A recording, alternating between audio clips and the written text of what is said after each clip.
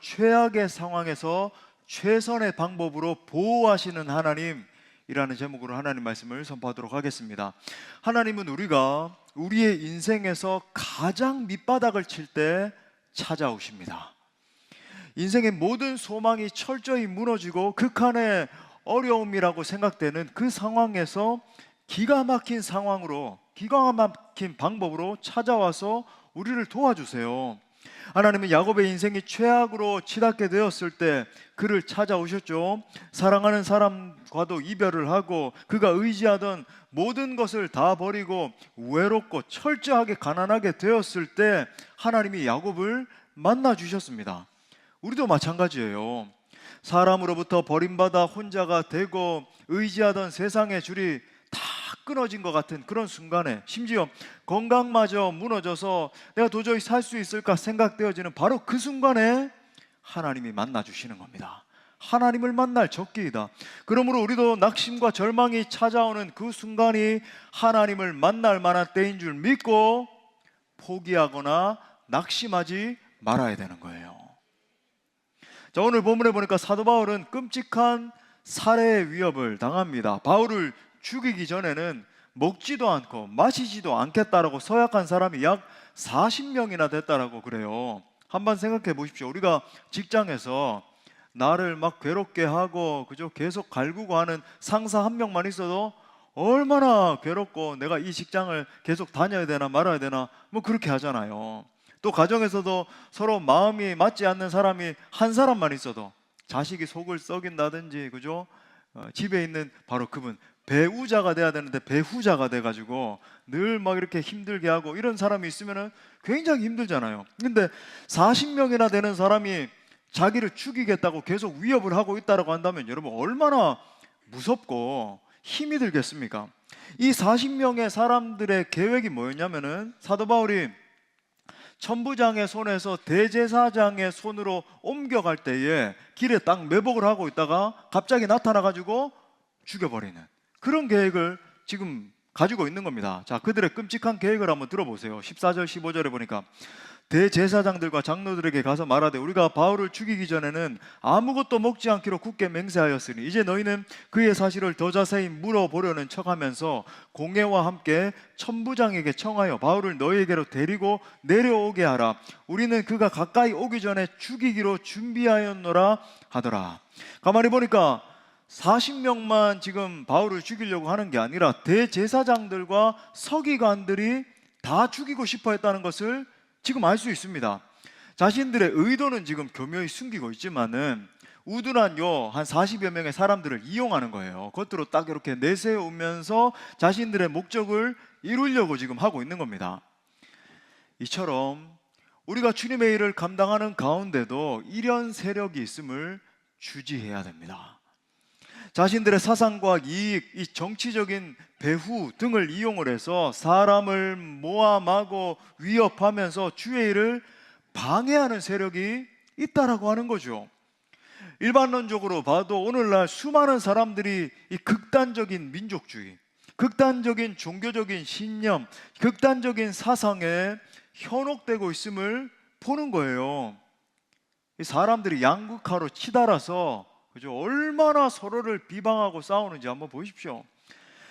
어떤 이가 자신의 신념과 반대편에 있는 그죠? 뭐 정치적이든지 종교적이든지 뭐 어떤 것이든지 반대편에 있는 것 같으면 그 사람을 증오하고 욕하고 심지어 말과 행동으로 죽이는 것을 보게 됩니다. 종종 인터넷 댓글 같은 것을 보게 되면은 여러분 뭐 보지 마세요. 유익도 안 되는데 종종 보면 사람들의 이 말 가운데 그저 언어와 사상이 드러나 있잖아요. 거기에 얼마나 그저 폭력과 살해 의도와 서로를 막 죽이고 싶어 하는지, 광장에 매달아야 된다는 둥, 뭐 어떻게 해야 된다는 중 얼마나 여러분 참 이렇게 끔찍한지 모르겠어요.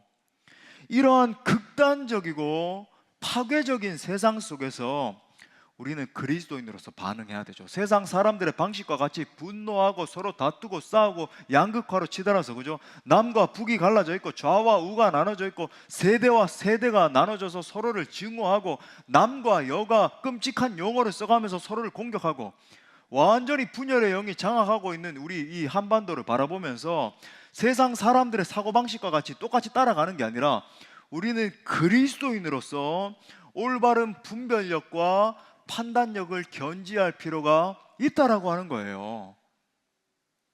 자, 특별히 주의 일을 감당하는 가운데 당하게 되는 수많은 어려움과 핍박 속에서 우리는 오직 하나님이 주시는 지혜와 도우심을 구해야 된단 말입니다. 그래서 오늘은 이러한 최악의 상황에서 사도 바울을 도와주시는 하나님의 방법을 함께 살펴보면서 은혜를 나누고자 합니다. 말씀을 통해서 어려운 사역과 인생의 여정 속에서 오직 힘주시고 싸매어 주시고 도와주시는 하나님의 놀라운 보호하심을 경험하는 여러분 모든 성도들 될 수 있기를 축복합니다. 자, 크게 세 가지로 살펴보겠습니다. 첫 번째는 하나님은 의인이 고난당할 때 개입하십니다. 우리 한번 따라할까요? 하나님은 의인이 고난당할 때 개입하신다. 자, 사실 당시에 사도 바울은 자신에 대한 살해 음모가 있다라고 하는 사실을 알지 못했어요.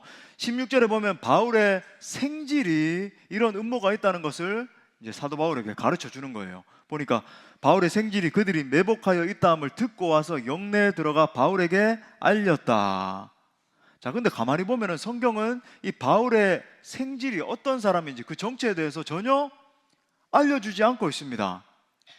그가 바울의 생질 하는데 이름도 모르고 어떤 출신도 모르고 어떤 사상을 가지고 있었는지 전혀 소개하고 있지 않아요. 그러니까 유대 사회 속에 살면서 그냥 뭐 많은 그 유대인들 중에 한 사람이었을 것이다. 심지어 성경 전체에서 오직 이 한 구절에서만 이 사람에 대해서 그냥 바울의 생질이다 언급을 하고 있는 겁니다. 여기서 우리는 굉장히 중요한 사실 한 가지를 또 깨닫게 되는 거예요. 그것은 하나님께서 사도 바울의 위기 상황 가운데 개입하셨다는 사실입니다. 생각지도 못한 방법으로 생각지도 못한 사람을 통해서, 무명의 사람이에요. 전혀 알려져 있지 않습니다. 그죠? 그런 바울의 생질이라고 나오는 딱 한 번 소개되는 사람을 통해서 지금 하나님이 건져주고 계신 거예요. 자, 지금 사도 바울이 이 음모를 알게 되었기 때문에 그 다음에 조치를 17절부터 19절에 나오는 그런 조치들을 취할 수 있었던 거죠. 자신을 죽일 음모에 대해서 알게 된 사도 바울이 백부장을 통해서 천부장에게 가서 이러한 사실들을 고하도록 조치를 취하는 겁니다. 여러분, 이 장면을 보면서도 우리도 주의 길을 걸어가는 가운데서 이러한 역사들을 경험할 때가 정말 많이 있다라고 하는 생각을 하게 되는 거죠. 우리 자신도 모르게 어떠한 사건이 일어나고 있는데 정말 하나님께서 신비한 방법으로 보호해 주시고 이끌어 주시는 것을 경험하는 겁니다. 저도 이런 적이 한두 번이 아니라는 생각을 하게 되거든요. 그죠? 우리가 인생을 살아가다가 교통사고를 만날 법한 그런 상황이 됐는데 심지어 죽을 법한 그런 상황이라고 인식되는 적도 많이 있었는데도 불구하고 하나님이 보호하시고 지켜주셔서 여기까지 올 수 있었다라는 사실을 굉장히 종종 자주 느끼잖아요. 그죠? 와, 내가 정말 큰일 날 뻔했네. 건강에 있어서도 가만히 생각해 보면 조금만 더 그 상황에서 악화됐다라고 한다면, 더 아팠다라고 한다면 죽을 수도 있었겠구나 라고 하는 순간이 한두 번이 아니었다라고 하는 것을 알게 되고, 정말 하나님이 회복시켜 주셨다라고 인정할 수밖에 없는 순간이 많이 있었다는 것을 알게 되죠. 사랑하는 여러분, 우리가 인생의 길을 걸어가는 가운데, 또한 사역의 길을 걸어가는 가운데 반드시 기억해야 되는 점이 있습니다. 아무리 힘들고 어려운 상황을 만나고 아무리 많은 사람이 일어나서 나를 죽이려고 막 위협하고 협박하고 한다 할지라도 하나님이 하시고자 하면 우리는 위험에 처해지지 않는다는 사실입니다. 보호받아요. 놀랍게 하나님이 보호하시면 정말 죽을 것 같은데, 야, 이제 내 인생 끝났구나, 우와, 큰일 났겠구나. 여러분, 어떤 상황을 만난다 할지라도 안전한 것이죠.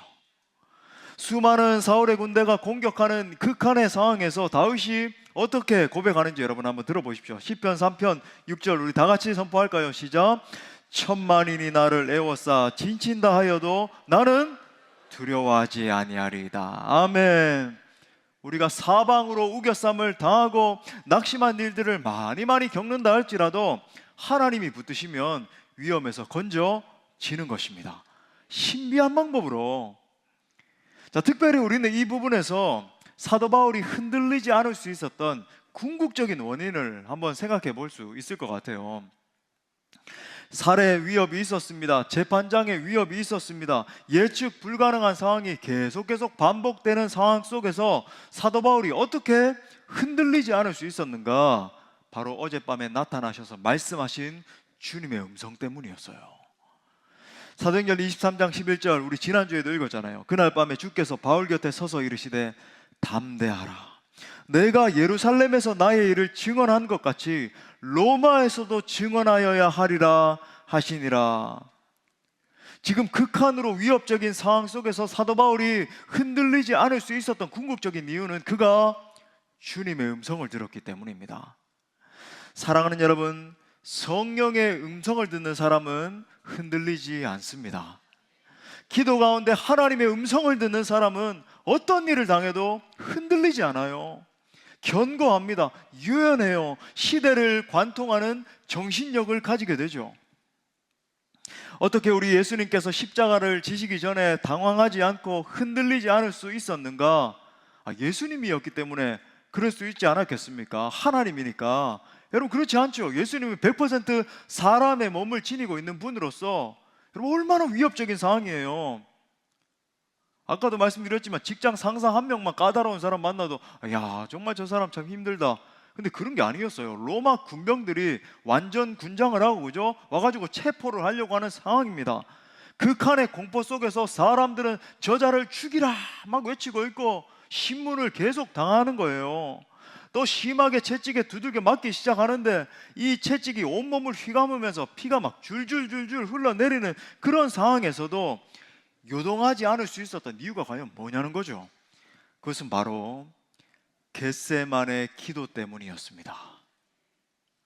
누가복음 22장 44절에 우리 다 같이 또 읽어봐요. 시작. 예수께서 힘쓰고 애써 더욱 간절히 기도하시니 땀이 땅에 떨어지는 핏방울같이 되더라. 아멘. 여기서 힘쓰고 애써에 해당되는 헬라어 단어가 뭐냐면 아고니아라고 하는 단어를 쓰고 있는데 극도의 고통을 말하는 거예요. 아주 격렬한 투쟁이라 그럴까요? 영어로 말하면 agony, 그죠? anguish, deep pain, 아주 깊은 고통을 말하는 거죠. 다시 말해 우리 예수님은 아셨잖아요. 하나님이니까 수많은 영적인 고통과 여러분 극한의 고난이 다가올 것을 알고 계셨기 때문에 더 격렬한 기도로, 그죠? 모든 열정을 다하는 격렬한 기도로 하나님의 임재를 향해서 막 달려가셨던 거예요. 하나님을 향해서 아버지, 내가 주님의 임재가 아니고서는 이 모든 고통을 견딜 길이 없으니까 나는 주님의 임재가 필요해요. 나는 하나님의 도우심이 필요합니다. 주님 나를 붙들어 주십시오 하면서 막 우리 찬양하는 것처럼 주 말씀에 향하여 달려가리라 막 찬양하는 것처럼, 그죠? 하나님의 임재를 향해서 돌진해 나가셨던 거죠. 그러니까 예수님을 짓누르던 이 극한의 압박감과 극도의 고통을 짊어지셔야 됐기 때문에 더 격렬한 열심을 가지고 기도함으로 말미암아 십자가 사역을 준비하셨던 것입니다. 이것이 바로 예수님이 십자가를 참으시고 승리하실 수 있었던 비결이었다. 우리가 깊은 기도 가운데 성령님의 음성을 들어야 되는 이유가 무엇입니까? 성령의 음성을 들어야 어려움을 견디고 사명 감당할 수 있기 때문에 그렇습니다. 주님의 음성을 들어야 어떠한 상황 가운데서도 순종할 수 있는 거예요. 편안하고 뭐 괜찮고 이럴 때 여러분 순종하는 거 뭐 어렵겠습니까? 뭐 순종하지. 여러분, 근데 주님의 길을 걸어간다는 것은 그런 게 아니잖아요. 답답하고 우겨쌈을 당하는 것 같고 오해를 당하고 막 사람이 날 조롱하는 것처럼 여겨지고 와, 자존감은 바닥을 치는 것 같은데 여러분, 그런 어떤 상황에서도 순종할 수 있는 비결이 바로 주님의 음성을 듣는 것이다. 결국 우리가 온전히 순종할 때 하나님의 뜻이 이 땅 가운데 이루어지기 때문에, 그런 의미에서 제가 여러분에게 종종 강조드리잖아요. 듣는 기도가 바로 순종의 기도라고 하는 겁니다. 한번 따라합시다. 듣는 기도는 순종의 기도이다. 사명의 기도이다. 우리 예수님도 마찬가지였어요. 우리 예수님은 내가 능히 이 사명 감당할 수 있지, 십자가 질 수 있지? 아니요. 우리 주님 실제로 십자가를 앞두고 겟세마네 동상에서 하나님 피할 수만 있다라고 한다면 이 고통을 좀 피하게 해주십시오. 이 잔을 피할 수 있도록 주님 좀 허락해 주십시오. 부르짖으셨잖아요. 이게 예수님의 진짜 마음이었거든요. 하지만 깊이 기도하는 가운데 마치 땀이 피로 막 바뀔 정도로, 그죠? 혈관이 막 터져 나올 정도로 깊이 기도하는 가운데 하나님 아버지의 뜻을 헤아리게 된 거예요. 내 뜻은 피하고 싶지만 아하, 하나님의 뜻이 바로 이것이로구나. 하나님의 뜻을 헤아리게 되었고 그 결과 하나님의 뜻을 다 이루어 드릴 수 있었던 거예요. 하나님의 사명을 감당하는 것은 여간 어려운 일이 아닙니다. 수많은 위협과 조롱과 고난의 상황을 마주해야 될 때가 많이 있는 거죠. 하지만 분명한 것은 하나님은 당신의 사람이 고통을 당하실 때 비상한 방법으로 개입하십니다. 개입하셔서 피할 길을 내시고 돕는 손길을 기가 막히게 붙이시고 다시 하나님의 역사에 동참할 수 있도록 역사하시는 거예요. 또한 깊이 기도하는 가운데 성령님의 음성을 들으면 다시 달려갈 수 있는 세임과 능력을 얻게 되는 것입니다. 그러므로 환경과 상황이 주는 위협에 낙심하지 마시고 성령의 음성을 들으시면서 담대히 앞을 향해 전진할 수 있기를 축복합니다. 자, 두 번째로는 복음을 위해 고난받는 것이 하나님의 뜻입니다. 또 따라할까요? 복음을 위해 고난받는 것이 하나님의 뜻이다. 자, 드디어 바울의 생질이 천부장에게 도착을 해서 현재 일어나고 있는 일들에 대해서 이제 소상하게 보고를 하네요. 20절, 21절에 보니까 대답하되 유대인들이 공모하기를 그들이 바울에 대하여 더 자세한 것을 묻기 위함이라고 내일 그를 데리고 공회로 내려오기를 당신께 청하자 하였으니 당신은 그들의 청함을 따르지 마옵소서. 그들 중에서 바울을 죽이기 전에는 먹지도 않고 마시지도 않기로 맹세한 자 40여 명이 그를 죽이려고 숨어서 지금 다 준비하고 당신의 허락만 기다리나이다 하니. 놀랍게도 여러분, 이 천부장은 예수님을 믿는 사람이었을까요? 믿지 않는 사람이었을까요? 믿지 않는 사람이었을 확률이 굉장히 높습니다. 왜냐하면 지금까지 사도 바울이 복음 사역을 위해서 유럽으로 뛰어다녔고 그가 천부장이었다라고 하는 것을 봐서 신실한 그리스도인의 직분을 감당하고 있는 게 아니라 그냥 유대인들 가운데 서서 하나님을 섬기면서 아직까지 예수님을 믿지 않는 거죠. 그죠? 그냥 그 직분을 감당하고 있었음에 굉장히 유추할 수 있는 거죠. 그러니까 이 천부장은 예수님을 믿지 않는 사람이었음에도 불구하고 이 말을 듣자마자 사도 바울을 도와주기로 결정합니다. 이상하네요. 유대인들이 분노해서 일어나서 유대인들의 청을 듣고 유대인들의 청에 반응을 해야 되는 사람이 사도 바울, 이 생질 한 사람의 전해주는 말을 듣고는 바울을 도와주기로 결정하는 거예요. 복음에 전혀 무지한 사람이었음에도 불구하고 하나님의 일에 대해서 마음을 산 것입니다. 무슨 말인가? 우리도 주의 일을 감당하다 보면 때때로 예수 믿지 않는 사람들이 나서서 우리를 도와줄 때가 있어요. 저 사람 분명히 예수 믿지 않는 사람인데, 그죠? 와가지고 우리 복음 전하는데 어려움을 당하는데 막 일어나서 도와주고 대변해주고 이런 상황을 만날 때가 있습니다. 때때로 여러분, 하나님은 정말 신비하게도 불신자를 들어서 쓰실 때가 있다라고 하는 거예요. 하나님의 영광을 위해서. 이 천부장이 여러분 더 재밌는 거 얼마나 적극적으로 도와줬냐면 밤 9시에 엄청난 병력을 동원해서 사도 바울을 보호해 주는 것을 보내요. 자, 23절 24절에 보니까 백부장 둘을 불러 이르되 제30 밤 9시입니다. 가이사랴까지 갈 보병 200명과 기병 70명과 창병 200명을 준비하라 하고 또 바울을 태워 총독 벨릭스에게로 무사히 보내기 위하여 짐승을 준비하라 명했다. 자, 지금 사도 바울 한 사람을 이동시키기 위해서 보병 200명, 마병 70명, 창군 200명, 총 470명을 동원하는 것을 보게 됩니다. 여러분, 엄청난 규모잖아요. 저는 이 말씀을 준비하면서 얼마나 웃겼는지 보십시오. 지금 위협하고 있는 사람은 약 한 40명인데 하나님이 얼마나 위트 있는 분이신지 무려 그 인원의 10배에 달하는 470명을 동원해가지고 병력을 동원해가지고 사도 바울을 보호하고 있는 거예요. 얼마나 웃겨요, 그죠? 한 40명만 동원해도 되잖아요. 그리고 이제 그저 공인된 병력이니까 얼마나 훈련도 잘 됐겠어요. 저 그깟 유대인들 40명쯤이야 물리칠 수 있었는데 우리 하나님 얼마나 놀라운 분이신지 병력 470명을. 여러분 생각해 보십시오. 사도 바울이 만약에 인간적인 인맥을 막 동원을 해가지고 나를 보호하려면 얼마쯤 필요하지 했다든지, 아니면 자신이 가지고 있는 가산을 다 털어가지고 돈을 동원해가지고 사람을 동원했다면 이만큼의 병력의 보호를 받을 수 있었겠습니까? 절대 불가능하죠. 하지만 여러분, 하나님이 하시면 되는 것입니다.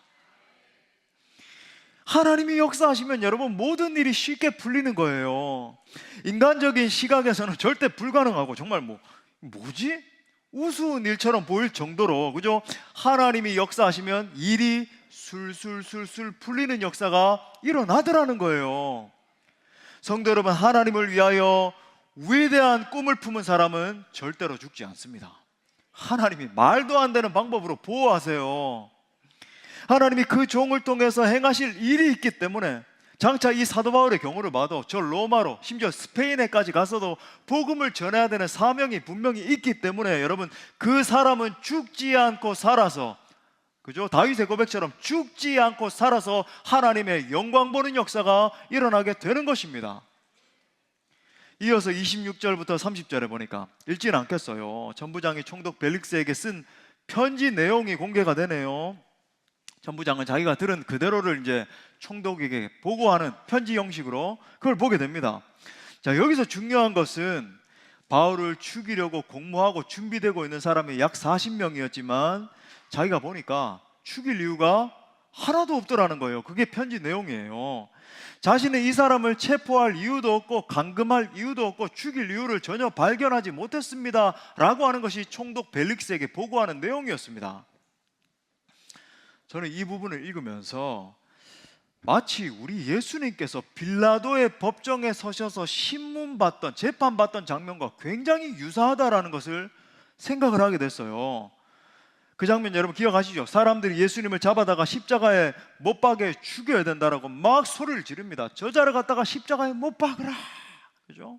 그때 빌라도는 예수님에게서 십자가 못 박아야 될 이유에 대해서 하나도 발견하지 못했다라고 이야기하잖아요. 내가 보니까 저 사람 죄 없는 것 같은데 뭐가 문제지?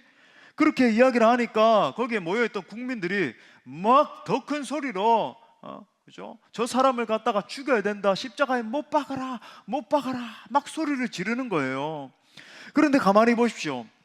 겉으로 보기에는 지금 군중들이 소리치고 있는 것처럼 보이지만 사실은 그 뒤에 배후 세력이 있었죠. 바로 대제사장들과 사두개인들과 장로들이 거기에 있었습니다.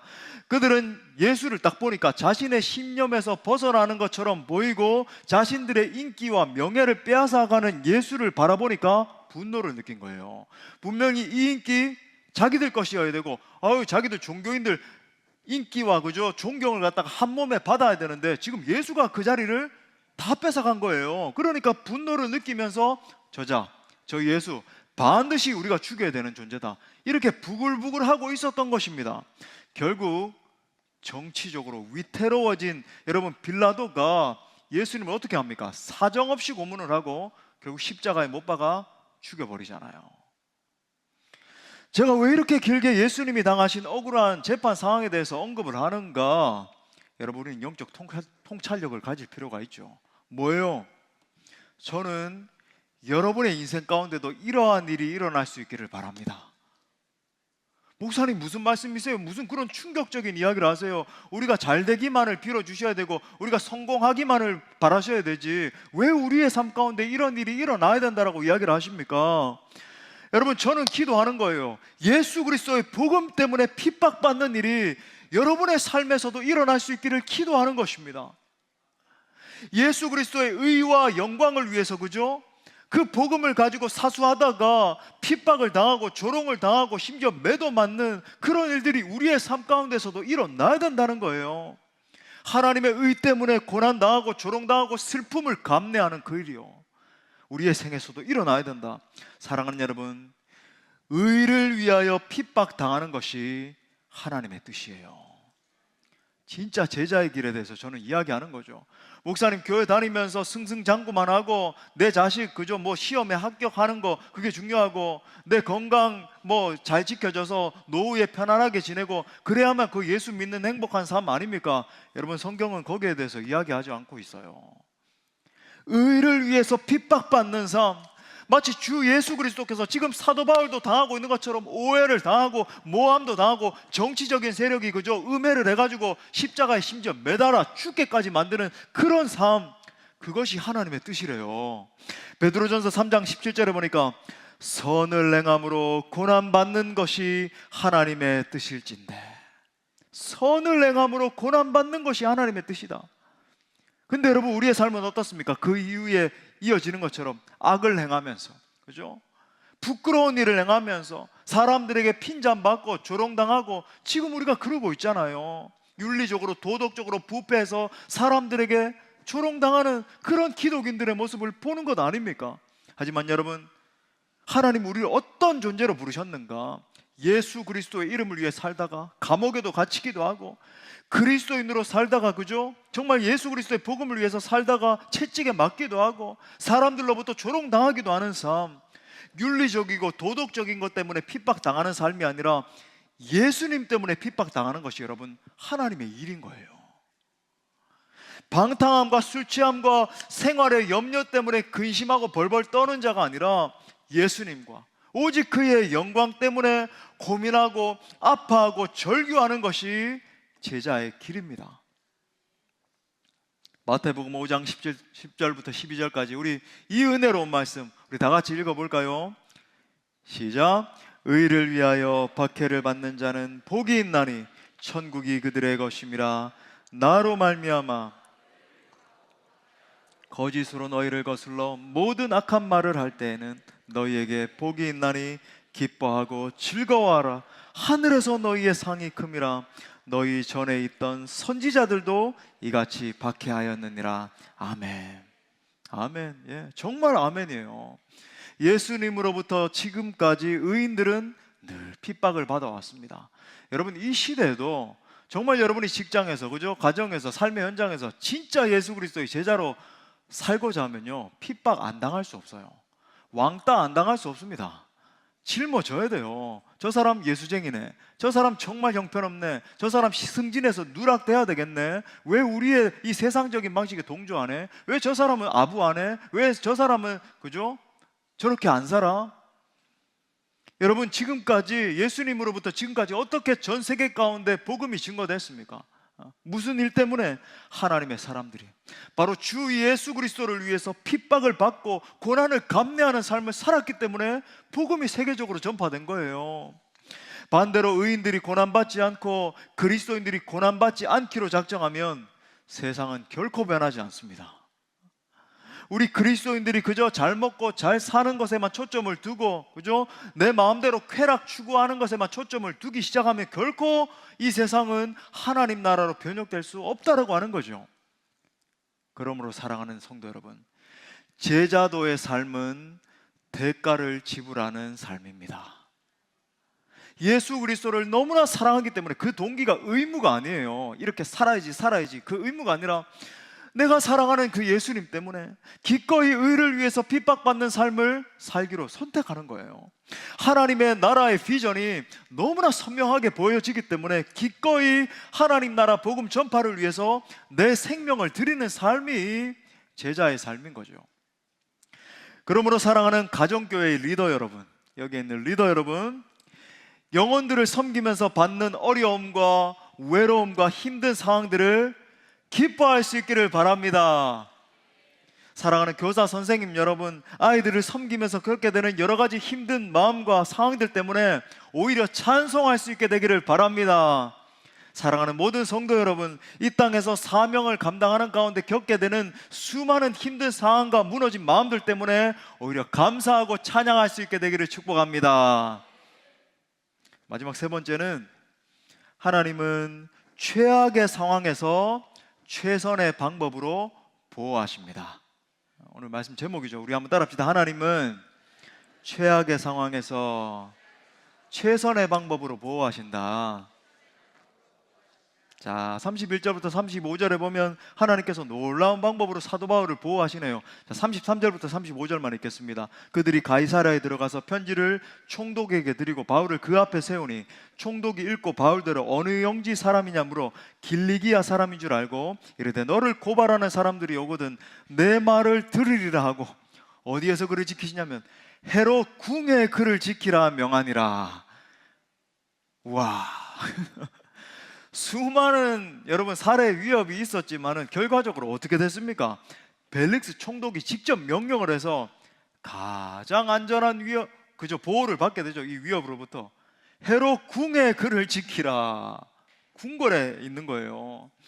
즉 하나님이 역사하시니까 최악의 위기 상황이 닥쳐서 그저 살해 위협을 겪게 됐지만 최고로 안전한 방법으로 보호받는 것입니다. 나중에 로마에 갈 때도 비록 죄수의 신분으로 가게 됐지만 자기 스스로 간 게 아니라 보호받으면서 갔잖아요. 군병들이 보호를 해가면서. 자기 계획대로 간 것도 아니었어요. 그런데 사람들에 이끌려서 가는데 철저한 보호 가운데, 베드로도 그저 예수님으로부터 이제는 네 스스로 띠띠고 가는 게 아니라 많은 사람들이 너를 그저 띠를 띠고 강제로 너를 갖다가 왔다리 갔다리 이끄는 일이 있을 것이다. 근데 여러분 그 길이 슬픔의 길이고 좌절의 길만이었나요? 아니었잖아요.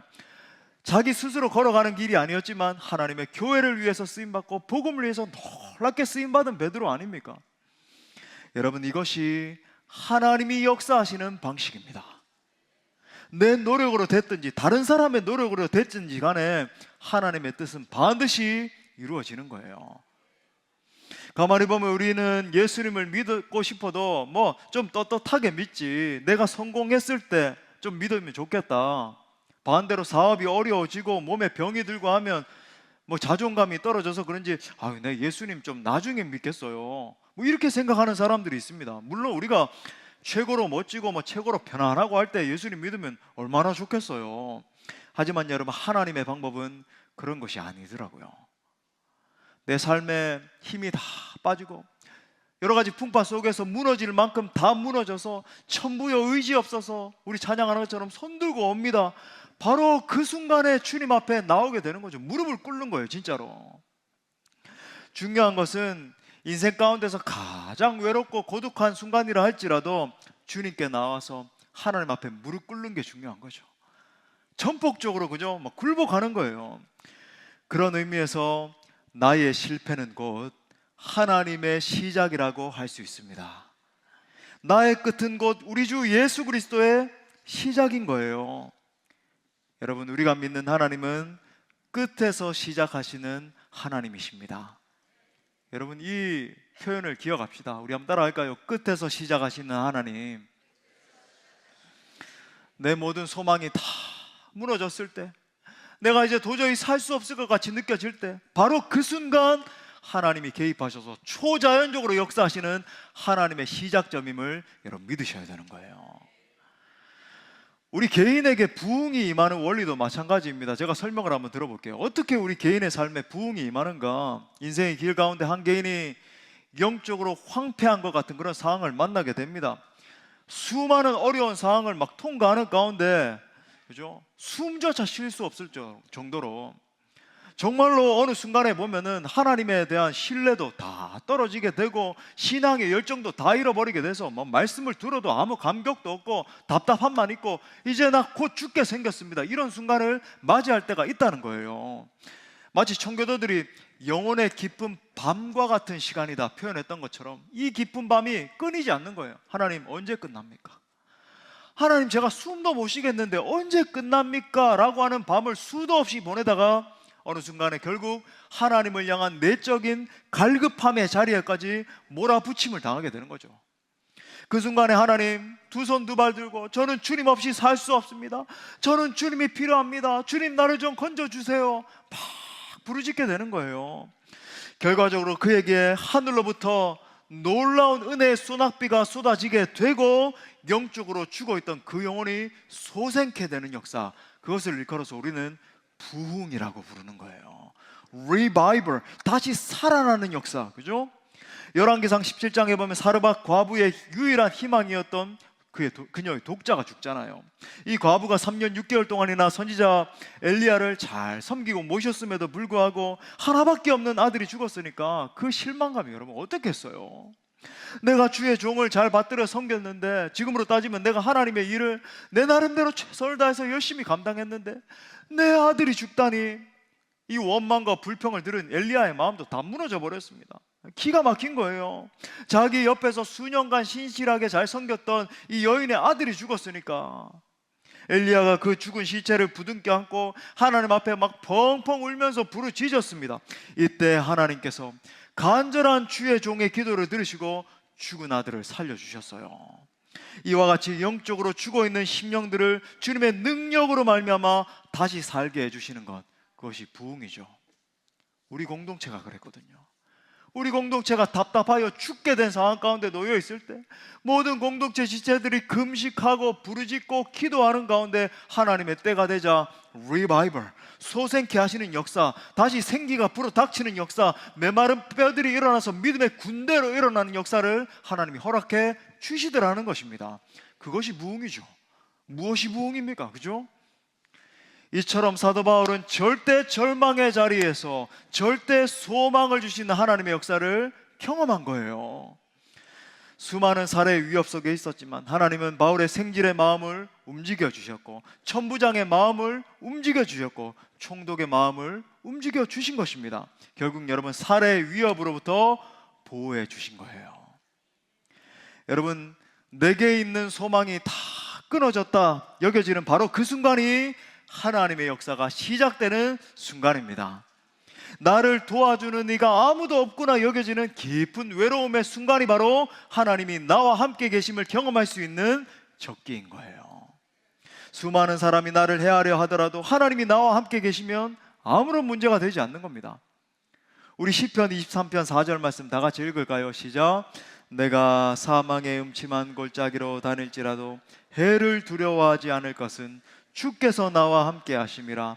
주의 지팡이와 막대기가 나를 안위하시나이다. 아멘. 인생의 끝자리에 놓여 있다고 생각하면서 낭망하고 눈물 흘리고 있는 분들 계십니까? 끝에서 시작하시는 하나님, 위기에서 개입하시고 도우시는 하나님을 경험할 수 있게 되기를 축복합니다. 말씀의 결론을 맺겠습니다.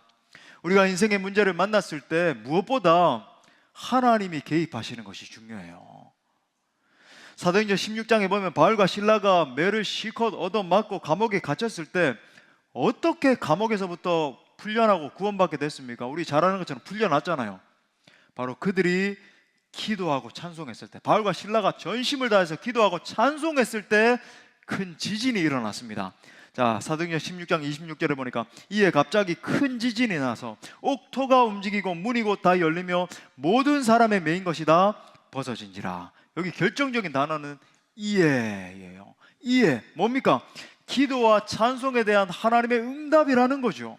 큰 지진이 일어나게 되고 옥문이 일어나고 착고가 다 풀려지는 역사가 일어났습니다. 무슨 말이에요? 하나님이 개입하시면 불가능의 상황이 가능의 상황으로 뒤바뀌는 것을 보여주는 거예요. 그래서 여러분에게 이 연말에 적용 좀 드리고 싶습니다. 여러분, 이제 2024년 며칠 남지 않았잖아요. 점검하셔야 돼요. 뭐를? 여러분의 기도와 말씀과 예배 생활을요.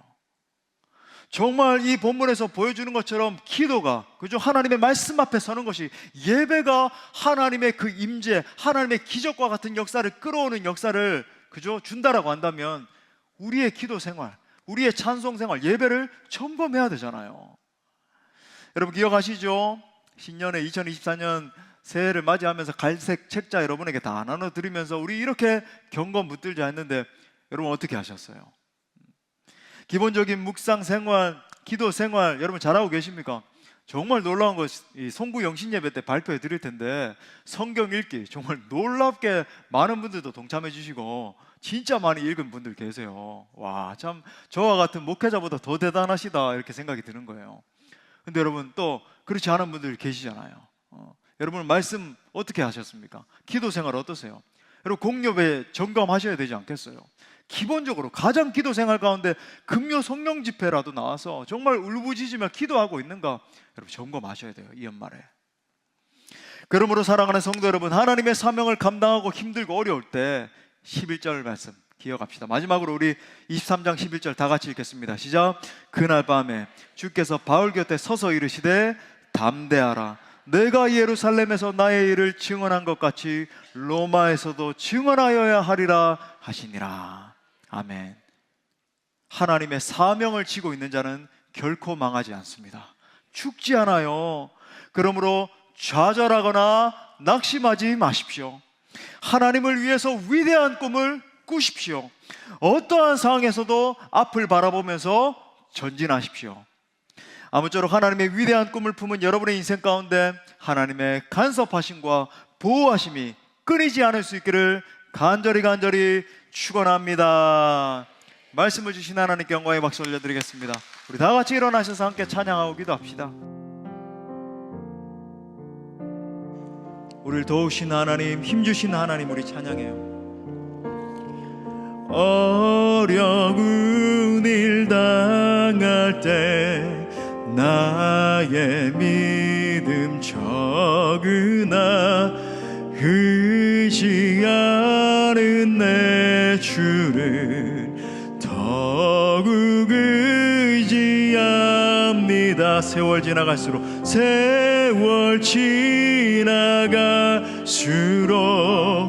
의지할 것뿐일세. 무슨 일을 누구를? 예수 의지합니. 성령께서 내 마음 밝히 비춰주시니 인도하심 따라서 주만 의지합니다. 세월 지나갈수록 의지할 것뿐일세. 무슨 일을 당해도 예수 의지. 밝을 때의 노래와 밝을 때의 노래와 어두울 때의 기도로 위태할 때 도움을 주께 간구. 세월 지나갈수록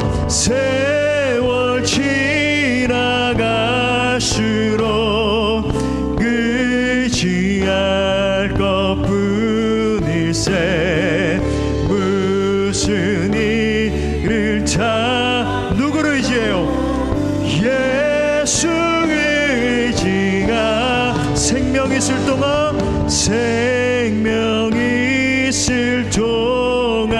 예수님 예수 의지합니다.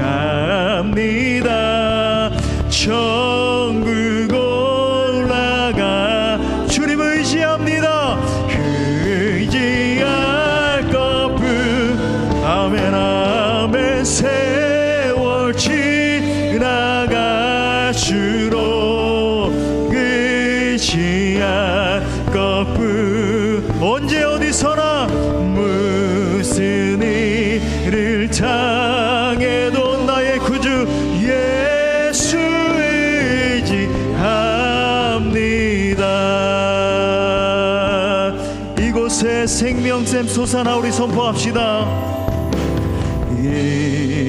이곳에 생명샘 솟아나 눈물고 짝 지나갈 때에 회복의 하나님, 치유의 하나님 머잖아.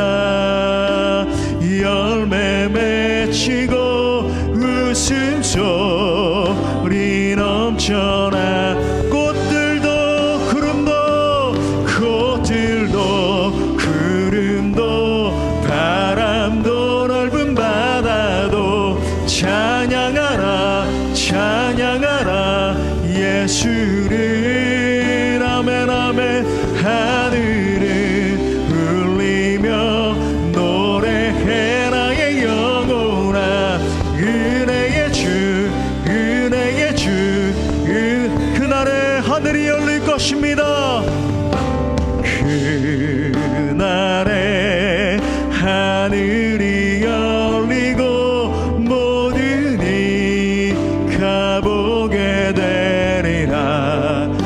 마침내 꽃들이 피어 마침내 꽃들이 피고 영광의 주가 오시리. 나게 두 손 높이 들고 선포하며 꽃들도 구름도 바람도 찬양하라 찬양하라 회복의 하나님 예수를. 아멘 아멘.